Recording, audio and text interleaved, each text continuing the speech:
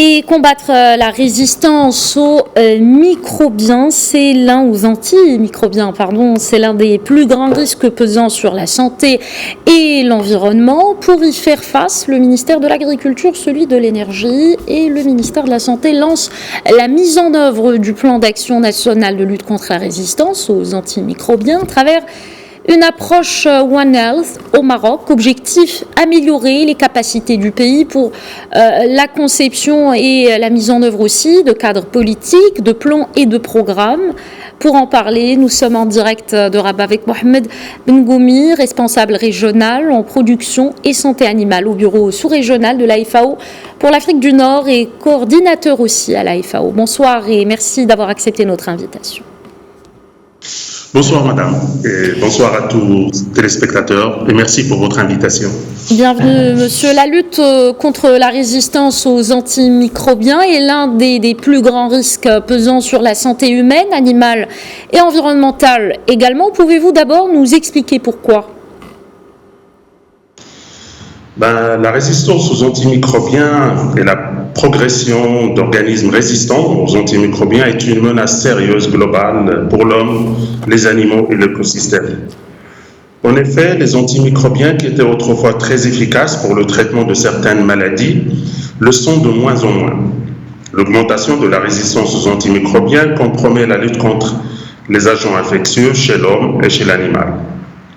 Cette résistance entraîne un accroissement important de la mortalité, des maladies prolongées et des pertes économiques dans l'agriculture avec une réduction des moyens de subsistance et au-delà même donc de la sécurité alimentaire. En effet, selon un rapport de l'économiste O'Neill de 2014, 700 000 décès par an seraient attribués à la résistance antimicrobienne. Et si rien n'est fait d'ici 30 ans, ce chiffre pourrait atteindre 10 millions de décès. D'accord, pour y faire face...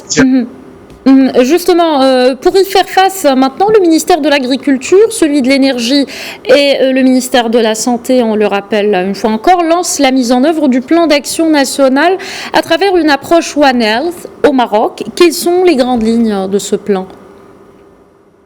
Alors déjà, le Maroc donc, est un pays pionnier dans l'élaboration de ce plan, puisque ce plan a commencé en 2017, il a été adopté en 2019. Ce plan comprend 5 objectifs stratégiques, 11 actions, 27 mesures et 81 activités.